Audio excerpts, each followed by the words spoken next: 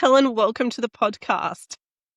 Thank you so much for inviting me, Melanie. This is very exciting, and I invite you to explain to everybody in your words what exactly you do. Sure. I am a communications and vocal coach, and I help smart people get their brilliant ideas out into the world with clarity and confidence. And that's what I'm on a mission to do. And I do that through one-on-one coaching, group workshops, and trainings in companies. And I'm also the author of Courageous Action, which is a book that came out last year, which really ties together my ideas around speaking up with confidence. And the core idea there is that you can't wait to feel confident. You actually have to act, prove that you can do it, give yourself evidence, and then gradually you will feel confident. But it starts with the action, which can feel scary. Really? It does. It starts with the action. Do you find that a lot of people, when they are starting to speak or present, do you find that the fear is their main hurdle? Absolutely. And I would say even before they start to speak, some people say, oh no, that's not for me. Right? They don't put their hand up. They don't offer their ideas. They say, oh no, I'm no good at that. I don't feel confident. That's not my thing. And so it stops them even before they, get the opportunity to explore and try. And I think that's such a pity, because imagine if more people shared their ideas with the world and didn't stay silent, and how much further we could evolve in so many of the issues that we're facing today. This isn't just about people making an appearance. You're saying that this is about sharing valuable wisdom and knowledge that people need. Absolutely. I've witnessed teams where ideas are silenced before they're even voiced by the person themselves, just because they feel their heart race, right? Or they feel the blush coming or their hands trembling. They say, oh, no, I won't share that. Anyway, what's my value? Anyway, so-and-so already knows that. Anyway, who am I to share? But in fact, in most cases, they are there because they have something to give. So it happens all the time. So I'm not even speaking about standing on stages, although that is a great way to share your idea. Sometimes it's just sharing it with your team or your family. It is. I hope that all groups, be it teams, families, anyone, can encourage people to speak up. Have you seen that people often grew up in social settings where they were expected to wait their turn and self-censor? Yeah, absolutely. I work internationally, across cultures and across languages. And we know that we have different ways of communicating. And a lot of the settings that we find ourselves in we are not necessarily well suited for. And I think one of the biggest problems is that many of us never learn how to manage our nervous system and then put our thoughts into coherent ideas that other people can understand. And the cross-cultural and the cross-lingual element of that, it makes it even more complicated. It does. The nervous system, I'm glad that you brought that up. And you mentioned some of the physical signs. I heard some people saying that excitement and nervousness can feel like the same thing. Have you seen that happening? Yeah, absolutely. And this is one of the moments when I really realized that in my own life. It was, probably 10 years ago or so now. And I was competing in a speech contest with Toastmasters. Some of your listeners may know what Toastmasters is. Yes, they will. Hopefully. I came from that space. And I was competing. It was my first time competing. It was impromptu speaking. And we're in a coffee break. And I was just standing there going, oh gosh, I'm so nervous. Oh, I'm nervous. And I was sort of shaking my hands and sort of looking around and expressing this nervous energy to everyone. And one of the more experienced Toastmasters turned to me and said, "Darling, you're not nervous, you're excited." I was like, oh, wow, okay. And it's true that we interpret our body's reactions. We put a label on it like that, like I am nervous, can make things worse because we think I shouldn't feel nervous. I know what I'm doing, right? Or no one else feels nervous. Why am I feeling nervous? There's a problem with me. Whereas the reactions in the body, if I say, oh, I've got a surprise for you, your heart rate goes, you catch your breath. Maybe even, if you're walking into a situation that's really exciting, you might tremble a little bit. You've got the adrenaline going through your body. But in those situations, we don't interpret it as nervousness. We interpret it as excitement. And so the reactions in our body are really similar. And so one of the very simple tips is to, when you feel those feelings, the heart racing, the hand shaking, the mind starting to race, say to yourself, "Ooh, this is good. I'm excited. I'm ready. I'm human. This matters. I'm going to perform, right? I'm ready."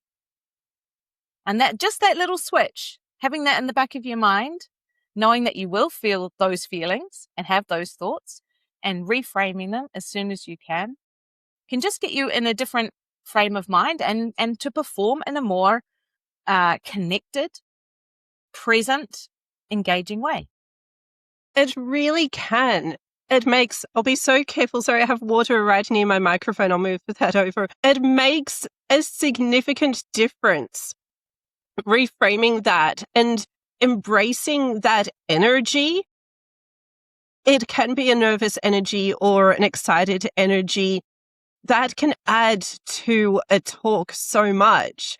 I'm very glad that you have had that experience. I saw a business founder last year who was doing a book signing and doing a talk for that. It was the most energy I'd seen in a speaker almost ever. And I don't say that lightly. It was like bouncing off the walls. I wish that people would embrace that more, because this was a business person talking to business people. And I'm glad that you're embracing the energy, because there was a time in history where people were very reserved, very flat. But have you found with the speaking training that you're doing, are you seeing that in any setting, including organizations, people want to see a bit of personality, but also see enthusiasm? Yeah, absolutely. I think that communicating is so important. It's an important expression of who we are. And if we strip away all of the energy and that passion, that humanity, then we just become robots, right? And if we speak like this all the time and we don't give much inflection, it's really hard for me to do, actually. I can do it for a very short period of time because I'm so passionate. And when I say passionate, I say it with passion, right? And we don't all need to be actors and actresses, but just thinking, what emotion do I want the other person to feel? And when I say, "Oh, you did such a good job, I'm so proud of you," you probably don't feel that, even though the words are correct.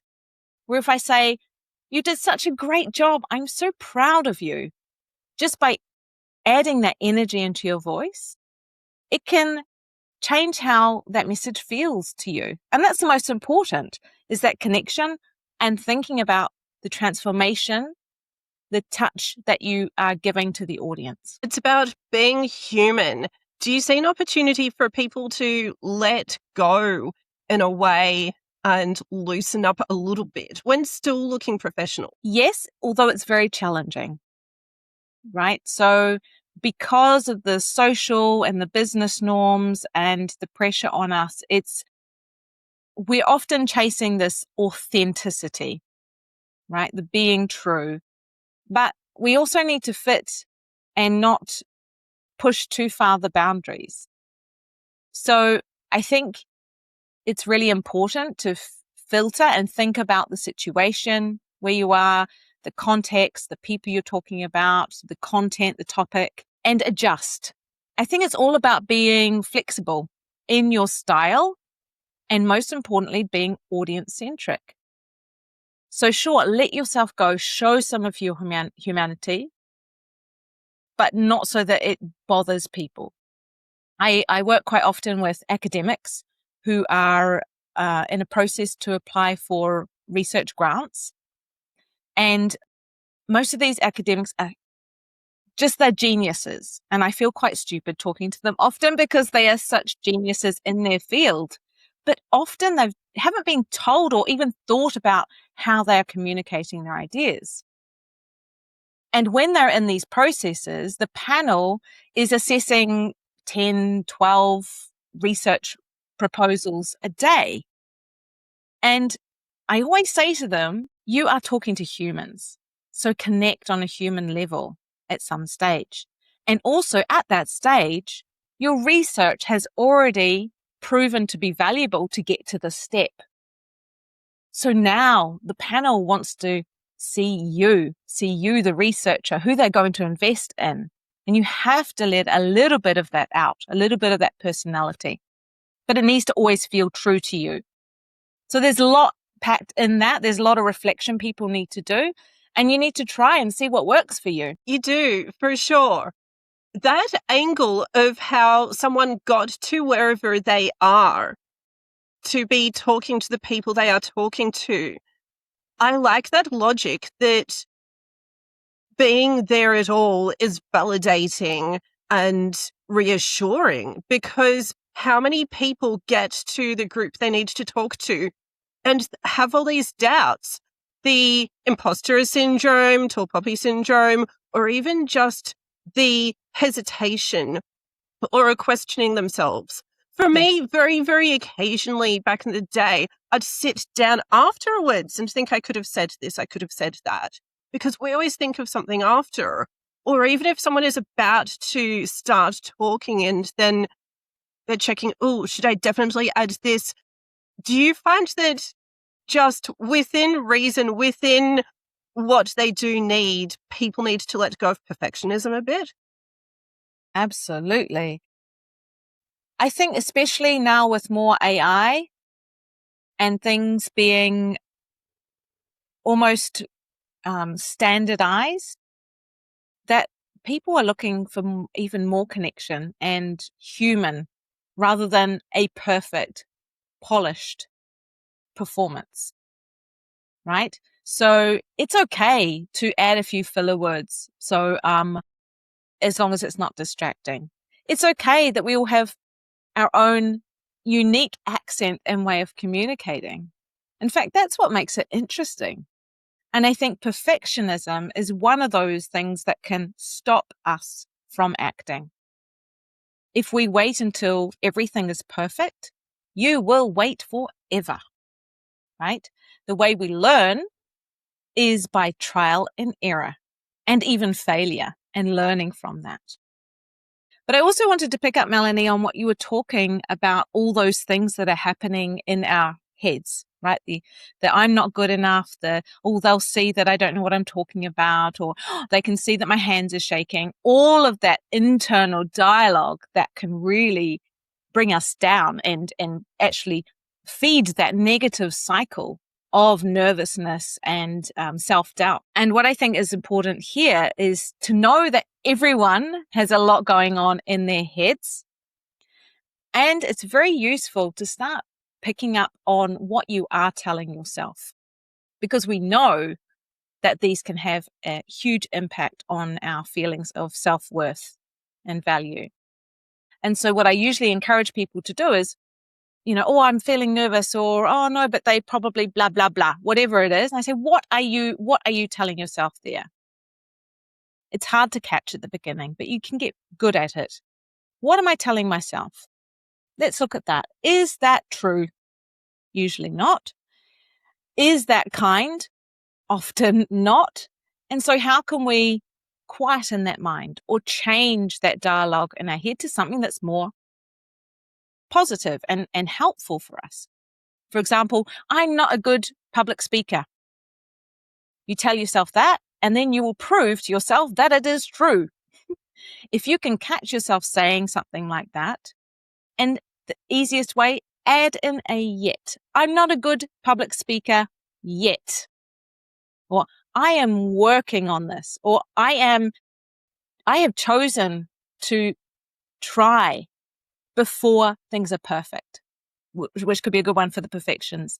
So there's a lot going on in the head. You can rewrite those soundtracks in your mind to something more positive. And it's a lifelong journey. It's not as if you get it and you change the soundtrack and then you're good to go. You will find that those negative thoughts can creep back in. So you need to be vigilant and keep listening to what you're telling yourself and make sure that you are reframing it into something that's helpful and positive. The one about what other people would think of us is an easy one to combat because we're not telepathic. We suddenly behave in our own minds like we can read everybody else's minds, but deep down we know that's not true. We don't know what people are thinking. No, and most of the time we're all selfish. So we're thinking, oh, what am I going to have for dinner? Or, oh, did I forget to reply to that invitation? I mean, even if you are engaged and interested in the topic that someone's speaking about, in the background, you've often got a lot of other things and you're not thinking, oh, she should have practiced more, or that story wasn't very relevant, or whatever, like it's not that front of mind for most people to judge other people in that way. Typically. You'd think so. We've talked so much about the mindset, but it's going to be good to look at the actual techniques of things a bit more as well. I looked online and I saw that you're bringing in a bunch of different specialties to this. Yeah, my career has been full of turns and twists, and I've collected many things along the way that have helped me get to where I am and gives me quite a probably unique view and toolbox to help clients. So I come from a family who were very involved in theatre. So that was part of my life very young, being on theatre, performing, practicing. We never talked about nerves. We said, are you ready? Are you excited? We never talked about, are you nervous? That wasn't even a thing, even though I know that I was nervous. And then, so I learned the craft. I learned stagecraft. I learned about my voice. I sang as an amateur and I was always on the stage. Then at university, I studied psychology and human resources, and that's where I started my career. And indeed, even that piece is quite interesting because we are talking about mindset and psychology, and the psychology has evolved enormously over the last, 30 years since I was at university. But the recruitment angle is very interesting as well. Who is the organization looking for? How do you present yourself, your values, your skill set, all of that? And then I spent a lot of my career or actually half my life now in Europe. So born in New Zealand, but moved to Europe for my overseas experience and basically never went back. And now it's 20 something years. I won't give away my age. And so that has been hugely influential on me as well. Now I'm living in Switzerland in the French speaking part. And so I have to deal myself with the additional challenge of speaking a second language and all of the baggage that comes with that, not being perfect, maybe even sounding different in French compared to English. I also taught in Italy some English to adults, and that was very interesting as well. And that's what I can bring into my teaching because most of my clients are speaking English as a second, third, or fourth language, right? Which again brings many challenges. And then a lot of my career here in Europe has been in the humanitarian world, particularly in health and managing events. And actually, during that experience, I realized that because I was very young, introduced to the stage and the idea of being audience-centric, being very aware of what my body's doing and what my voice is communicating beyond the words, I realized that I could help people such as these academics or researchers and even NGOs, entrepreneurs, to express themselves in a better way. And often when people come to me, it is the first time they've ever thought about how they use their voice or how to manage their nervous system. Even teachers who you would think should get some of this training early on in their careers. They don't? They don't. Most of them don't. If you ask a teacher, they maybe had an hour of, obviously they learn how to design the lessons for the students, but often they don't talk about how to manage their nervous system, because it must be scary standing up in front of 20, 30, teenagers, for example, or suddenly have something happen in the classroom that you hadn't planned for. And the voice, definitely not. Definitely not. I think the voice is the most interesting for me because it's really, we've all got this instrument, but very few of us have learnt to use it well. And then that can block you in so many ways in your career and your personal life. I've got a client who speaks with a very high voice, and every time she gets a phone call, the person says, "Can I speak to your mother?" And she's 35. So, that doesn't make you feel so good, right? Just simply because she is speaking at a higher pitch. That happens. So, yeah. And I'll have a point about how women can change their voices a bit in a second. But I'm very glad we are giving the voice attention. I need to express a lot of gratitude for the public speaking communities. You acknowledged it. I learned quite a lot of what I know from there. And a bunch of those people were very kind. However, those spaces don't look at how to use the voice in the sort of way that you're describing. You're very lucky because you had the theatre and singing background. Mm-hmm.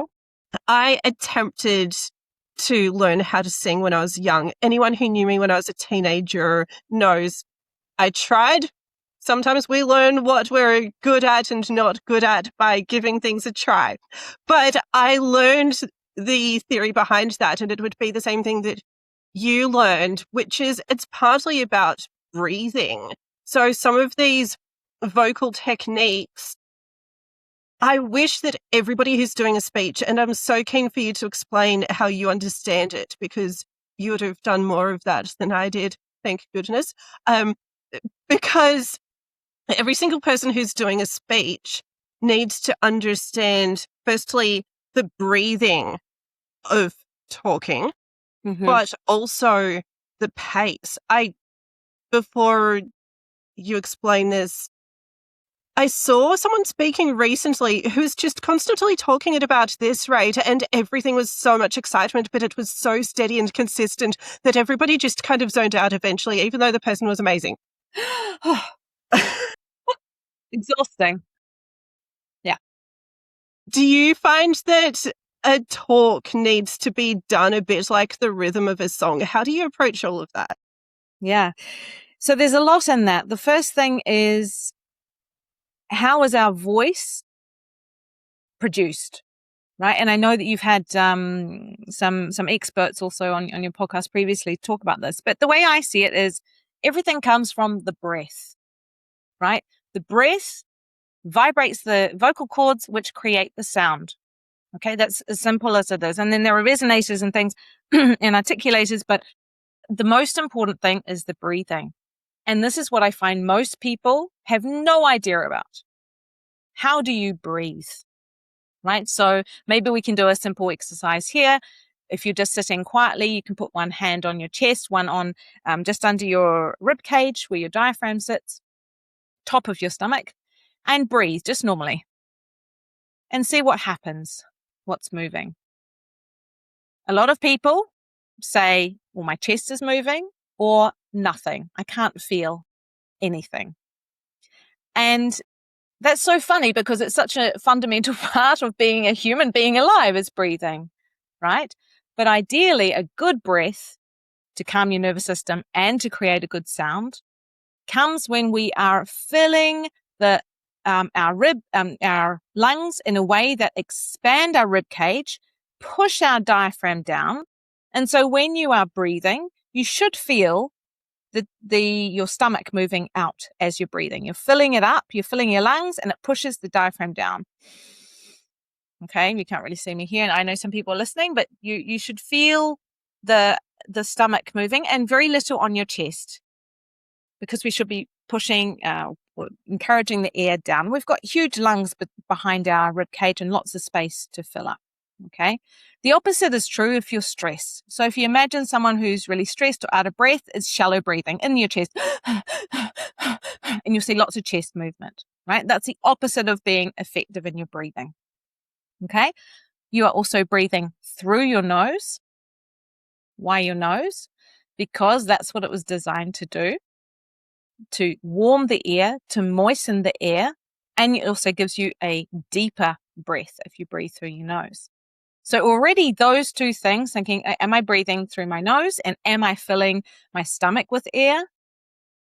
That already can change hugely for people.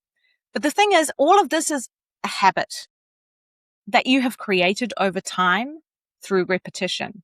So, of course, to break a habit takes some effort and time.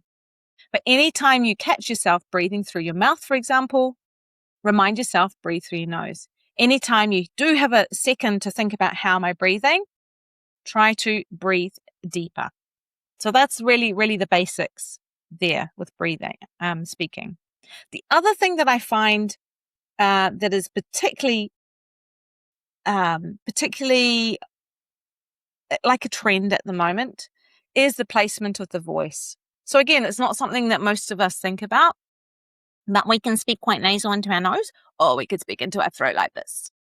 And you will hear lots of people falling into the vocal fry, which means that they're basically falling into the back of their throat, vibrating the vocal cords in a way that's actually can be harmful, right? And that's when we sound like this. All right. Typically more American voices, and I have heard men, but it's predominantly women. Okay. And that's become, I don't know, I don't really care, so I can't be bothered speaking properly. And the more you do it, the more it becomes a habit, and then it can actually damage. And honestly, it's not a nice sound. So the idea is to move the sound to your lips so that you're using your mouth as a nice wide cave to get the resonators going, and you've got a richer, fuller sound. So that's another one.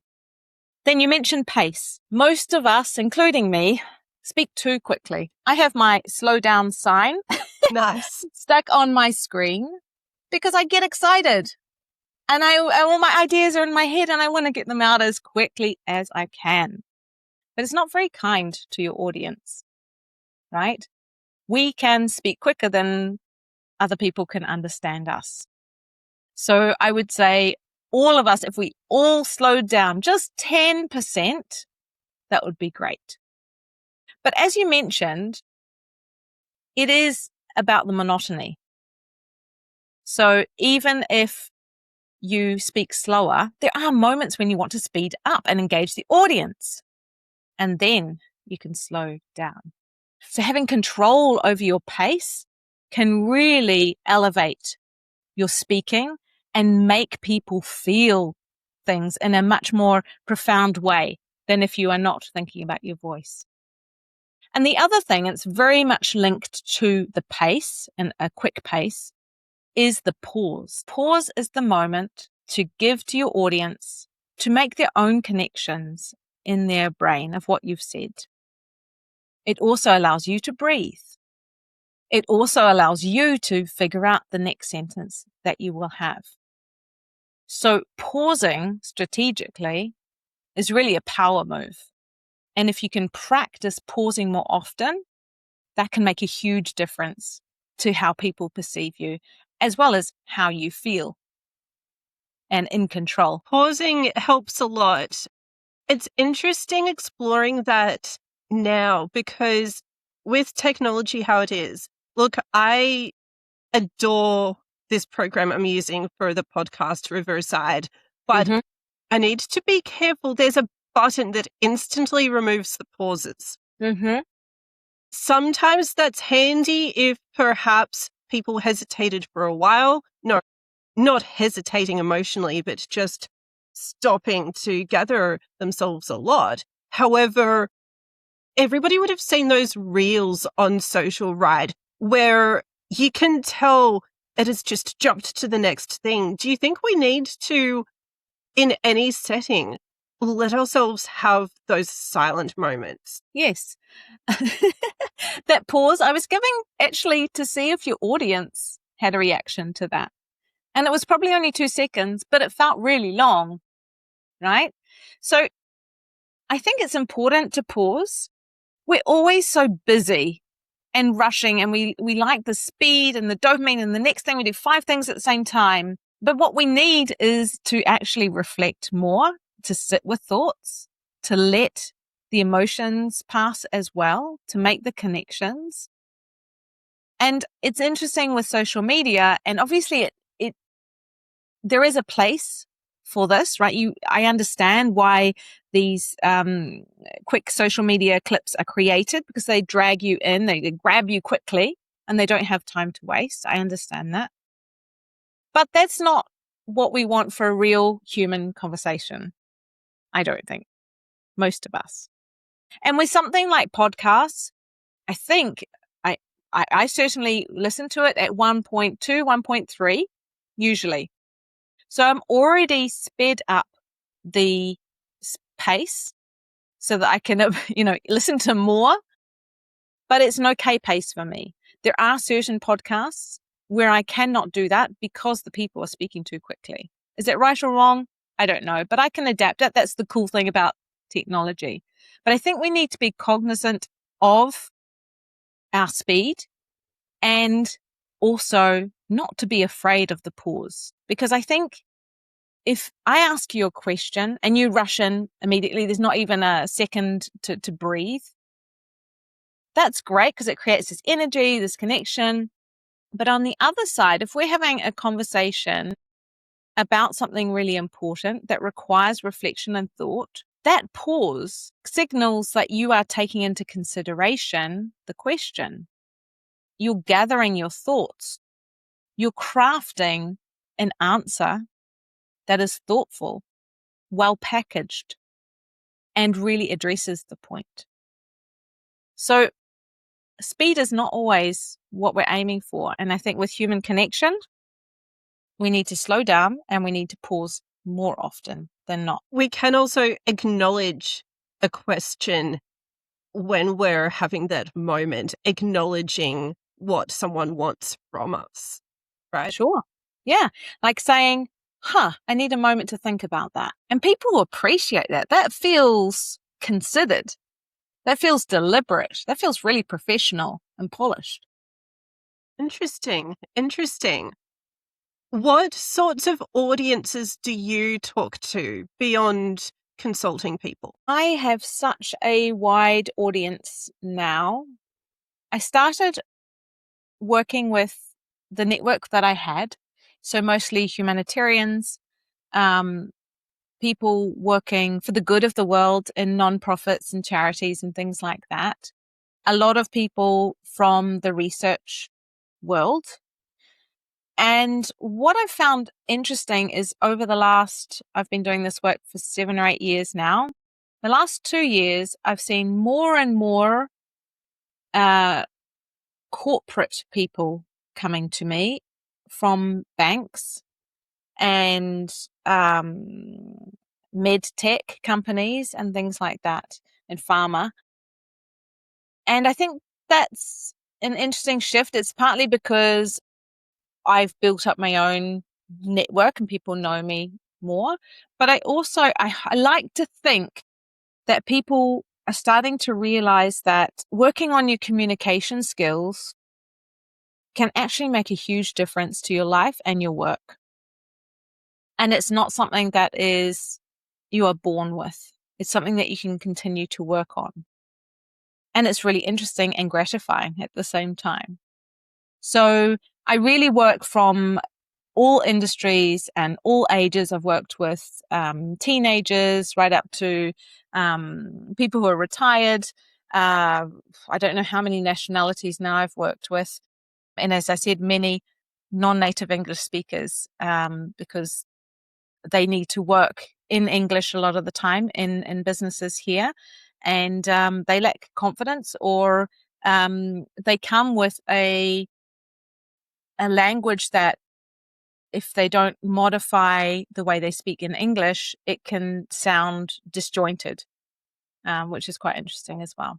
So a huge range. Disjointed. Yeah. So all the languages have a different rhythm when we speak. And what I've seen really interestingly is from Eastern Europe, most of the languages are very heavy on consonants, and they speak a little bit like this when they speak in English. So it feels quite aggressive almost to a English speaker. And it's not that they're doing this intentionally. It's just this is the way they learnt to speak their language, and then they transfer that into English or French. And this is not something that is typically taught when you learn a language, right? You learn the pronunciation, the grammar, which syllable to stress. But this is something else. This is an additional. And if you want to sound, or it's not even sound like an English speaker, if you want for the communication not to break down and for you not to be misunderstood, sometimes there are very slight modifications that you can make in the way that you're speaking so that the people actually get the message that you're trying to send across, right? So with a Eastern European who speaks like this, I get them to create more of a legato. So I get them to use more air and soften out the way they're speaking throughout their words.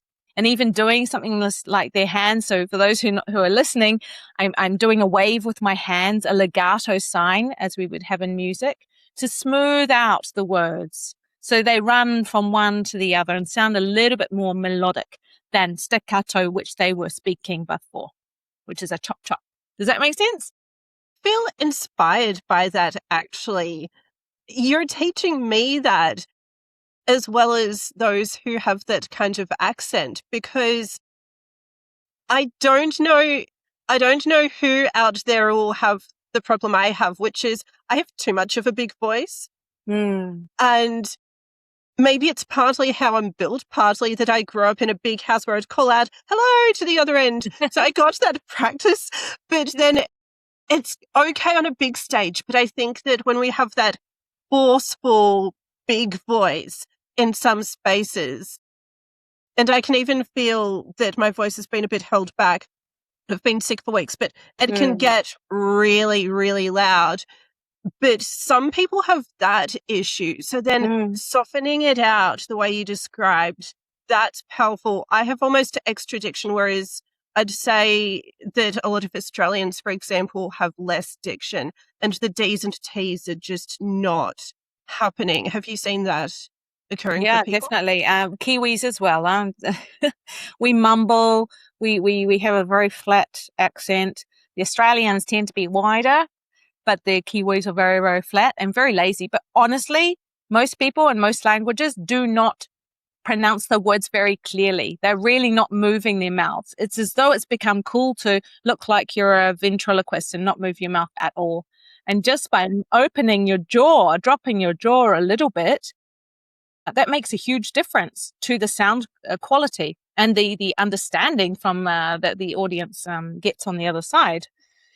And there is an excellent exercise for this. In fact, I think all speakers should do that, or if you have a particular problem with pronunciation or enunciation, is to practice speaking with a pen in your mouth. Okay. So let me show you, and I'll try to describe to the listeners. So we take just a normal pen, you put it in your mouth, and what I suggest, obviously it needs to be clean, what I suggest is that you hold it. I've seen other people say just put it in your mouth and speak, but then you're tightening your jaw, which is also a huge problem for many people. If you're holding it, then you don't need to hold it with your jaw. And the idea is that you would take a a book or even read the first email of your day with the pen in your mouth. And it makes you work your mouth a lot more. So, for example, I'll just take my book because I've got it here. This is the best. We've never done this on the We podcast haven't. before. Great. So I've got my pen in my mouth. It's going to sound a bit funny, but that doesn't matter. I'm practicing. One of the most important lessons I've learned about confidence and public speaking came from an international Toastmasters speech contest. Can I ask a favor? Yeah, you probably already know this. It's important to prepare for your speeches, presentations, and even simple team meetings where you'll need to speak up. Okay, it's almost inaudible. But now I feel like I've stretched my mouth. And now I'm much more likely to remember that I have teeth and lips and a tongue, right? So just doing that for, 30 seconds, a minute a day, I've seen that it improves people's enunciation, which is a gift for your audience and makes you a better speaker, a better communicator. It does. For those who were listening, the pen is horizontal from one side of the mouth to the other, by the way. And look, this is a great pivot. You have your book. I am very curious to ask about how you do your business and especially how you did the content for your book, having that Toastmasters background. I don't know if I should name names, but somebody told me don't overlap. And I thought, well, it's talking. I talk. So, however, you bring all your specialties to it. What has your experience been with forming your own personal brand in this space? So my personal brand, I was kind of shy about it for a long time. I had a great business coach who helped me realize I can do this for a living, created a name, a logo, and that sort of thing, everything that you think you need at the beginning. But most importantly, identifying the value that I'm giving to people and who I can help, right? And then getting my first clients in.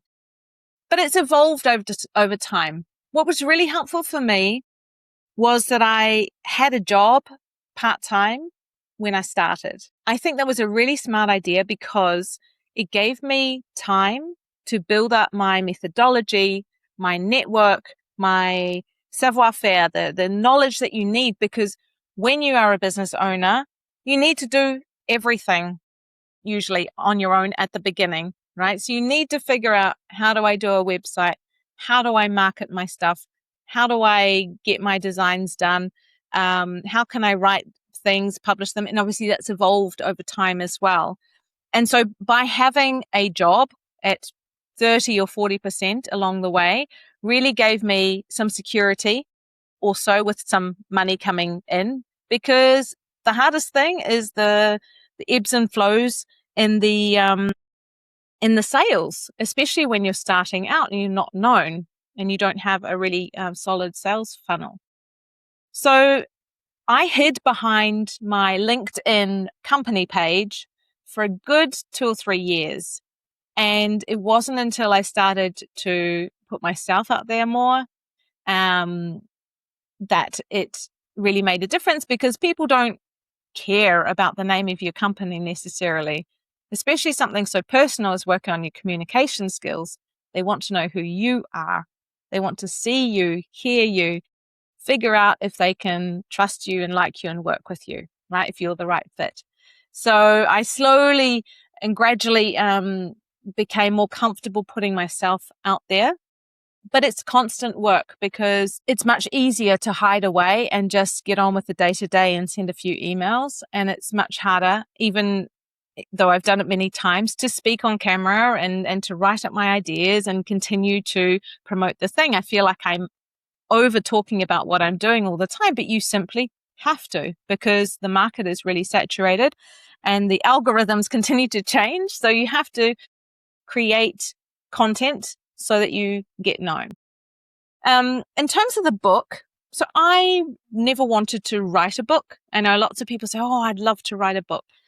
it wasn't my idea, but I knew that it could be useful, but I couldn't find the angle. And it wasn't until I had a client who finished his work with me, and he gave me a wonderful testimonial, and I always asked for feedback.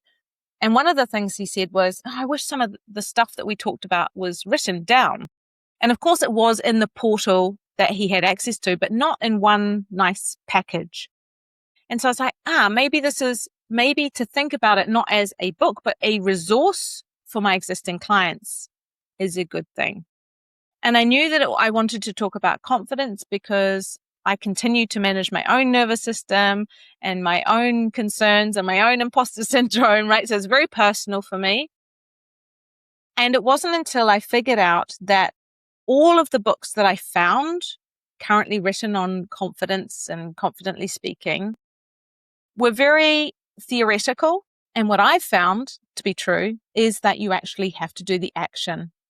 And that's when I realized I need to give people actions to do so that they can prove to themselves they can do it. They can work that muscle.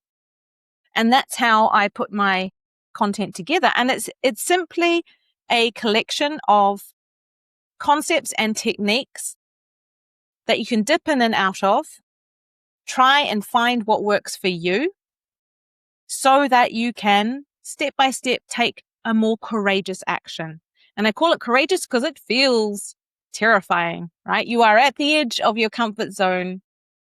That's what I'm asking you to expand your comfort zone. It's the things, that's where you grow. So what would you say? Oh no, I don't want to do that. Oh no, I'm too nervous. Do that thing. Just little step towards that thing. It's going to feel scary. That's why you need to take courageous action. This scary thing, that's a lesson we can broaden beyond speaking, although it is true for speaking.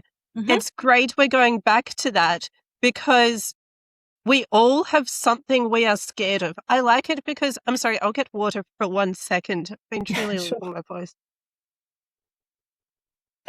I resonate with that because some people are scared of speaking. Some people just need the clarity, but they are scared of something else. I'm so sorry. I'll edit that out. The talking on camera. I like that you mentioned that. Even, I don't know if you had this experience, but I didn't like the sound of my voice coming out of, say, a voicemail, anything like that. I didn't like hearing my voice. I had to just get over it to do the podcast. I didn't listen to it for a long time. Now, because the episodes are so insightful, I listen to my own show a little bit. But did you have that feeling of not wanting to hear a recording or not wanting to see yourself? Do you see other people having those hang-ups? Absolutely. I think that we are not, as humans, supposed to see ourselves and listen to ourselves as much as we can now, right? So it's very unnatural and it makes us feel very uncomfortable. I still don't really like it. My voice is better now than it used to be. I still cringe sometimes at my Kiwi accent, even though I know it's an important part of who I am. And I know it's also softened over the years. So I still squirm and think, oh, I still sometimes put a little filter to get rid of some of the wrinkles. There's a lot going on there when you put yourself out there. But people connect with that. And we know that the video, especially short form, works really well. I do have a tip around looking and listening to yourself.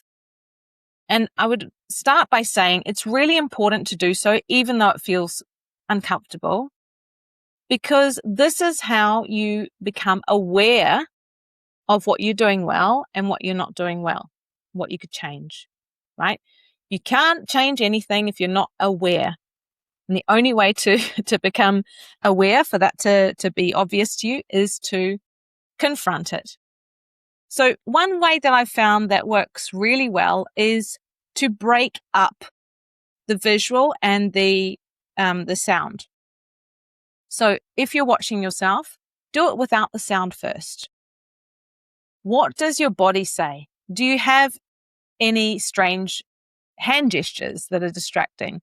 Is your face matching with the story that you're telling or the message you're giving? Are you solid or are you jiggling around? Like all of these things without listening to yourself. Just look at yourself. What is the energy I'm bringing? Is that supportive? Is it coherent with the message you're trying to give? And then do the opposite. Listen without the visual. What can you hear in your voice? When you say you're excited, do you sound excited? Are you speaking too quickly? Do you have those pauses? Do you have too many filler words? That's the the non-words in between. Is your voice particularly high? Or do you get really stuck? Or maybe you're even speaking in vocal fry. So you can kind of separate them and then become a little analytical in a kind way to see, okay, what is that one thing that sticks out to me? That's the thing I can work on next time. Rather than being overwhelmed and, well, I hate this. This is horrible. I don't want to listen or watch myself. Breaking it down makes it a lot more manageable. Definitely. You mentioned the high voice again. I want to look at some sort of solutions for women who are literally not feeling heard. It has came up in a few episodes on the podcast. We had a former cop who said, just yell in that context of self-defense. And some other people talk about the breathing. Of course, we can get sound out if we breathe, as you mentioned. But some women naturally, I wonder, though, if it is inherent or if they can change it, the very, very quiet voice. I have so much compassion when they are literally not getting heard as much. How do you normally handle that? So unfortunately, there's no quick fix. As I said, the voice or our communication style is a habit that we've created, and to change it takes some effort. Firstly, I think it is good to think about the mindset. Like, why have you got this smaller voice? And why is it not serving you, if that is the case? Because, if we're a yoga instructor, we want a nice, gentle, quite airy voice that's very calming. That's great. That's fine. But if you are giving your opinion, you want to make sure that that is backed up with the way that you're using your voice. So I would think a little bit about what is it that I'm doing there. Then there are a couple of things you can do. One is use your body to support your voice and the message you're getting across. So even if you haven't developed a more confident voice, solid voice, at least sit as though and stand as though you do, right? Because what I see usually is the softer voice women, for example, they tend to be quite small as well. So they close their shoulders off.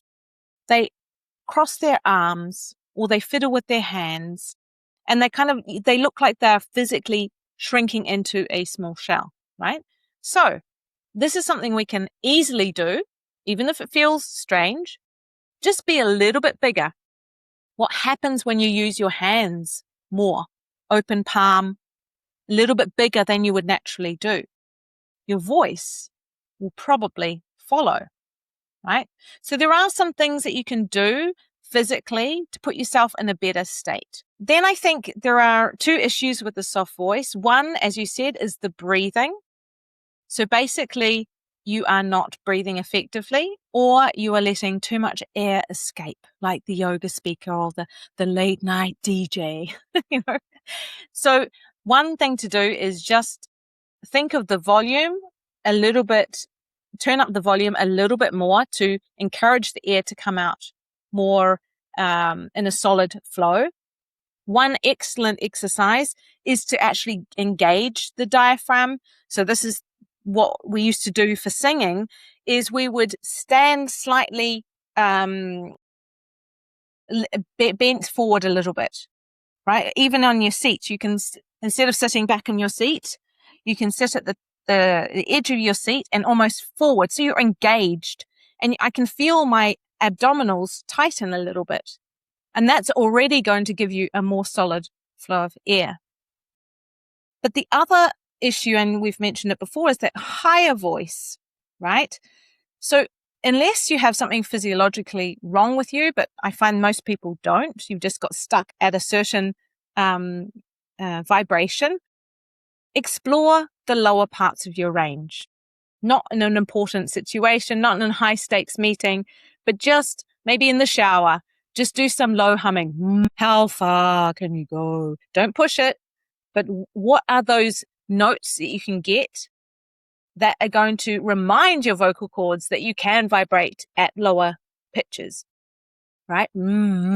Just doing that every day for, 10, 20 seconds for a week or so should rewire your brain to understand that they can go lower. And the other thing related to that is when we were in the flow and we're engaged, and we'll forget about speaking too quickly and the pauses and what our voice is doing. But at the beginning of a sentence, that is a great opportunity to start the way that you want to end. So if you tend to have a higher voice, start your next sentence lower. Hi, everyone. My name is Helen. And then I'll probably speak back up here, but at least I started lower. And maybe related to that is be careful of the rising intonation at the end of the sentence. Totally. Because in most languages, it sounds like you're asking a question. Hi, my name is Helen.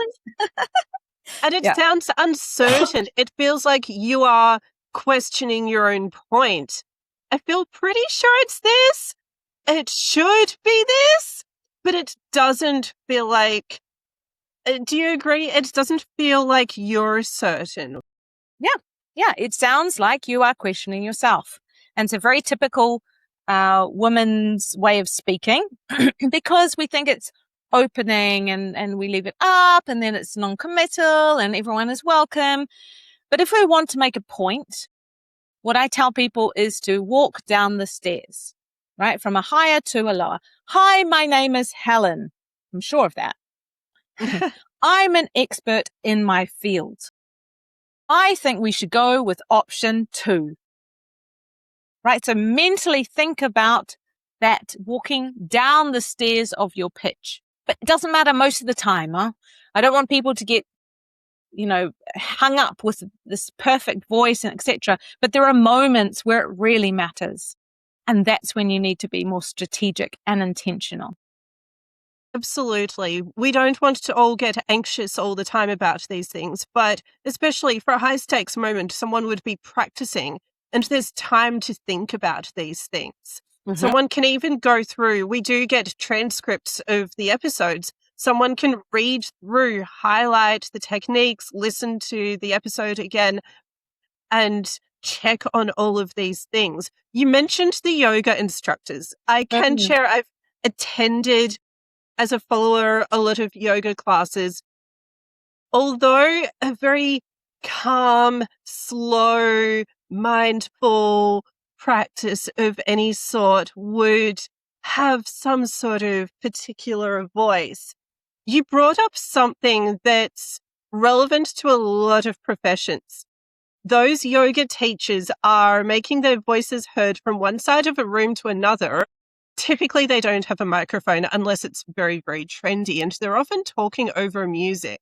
That inspires something I can ask as we start winding up before our final points, because eventually someone will be doing a talk in a space where they don't have a microphone, or even sometimes at conferences, events, anything, people worry, what if something happens to the microphone? Perhaps there are just a few mics, but there are more people talking. It's important. I'm wondering what techniques you recommend. The one that a lot of people keep saying is visualize and imagine you're talking to the back of the room. But what other little hacks, what other hacks do you use for that? I think the most important thing is breathing. Again, yes. This is your powerhouse, is your breathing, and this is where you can control the volume. So if you need to be louder or more sustained, you really need to get your breathing to be more effective. So, for example, engaging it by leaning forward, as I mentioned before, or even slightly bending your knees and feeling a little bit as though your center of gravity is a little bit closer to the floor, can make you feel a bit more solid and able to use more of the air. So that's a really important one. Knowing that when you are in a high stakes environment, you're probably feeling all those feelings as we started with. You're feeling nervous or excited. And so you tend to forget about the breathing, possibly speak too fast. But anytime you realize that you're doing that, come back to your breath. And I would say it's really important to practice this in advance, because in the moment, you've got other things on your mind. So getting your breathing right, starting today, is going to make a difference to manage your nervous system and to create that more controlled, fuller voice that we're looking for. And you can do this simply by lying in your bed before you get up and just feeling where you're filling up your stomach. Can you get your stomach to move out as you're breathing in? And then when you're speaking or you're breathing out, is it coming back in? Are you using your breath in that way? And you're retraining yourself so that in that high stakes moment, you can call on that good breathing. The breathing is such a great place to start winding up, because so many of these techniques depend on the breath because, well, we need to breathe. And I adore this because, of course, the mindfulness space looks at breathing. Medical people think about breathing, but wherever someone is coming from, whether it's corporate or medical, deep down, we all know we have to breathe. We're all human, but everybody needs to go back to that basic and make sure that we're doing it sensibly. Which other key essentials would anybody who's listening need to keep in mind if they want to start a bit of confidence or boost their confidence with talking or with anything? I would say that you need to start proving to yourself that you can do it. And that is through small actions, small steps.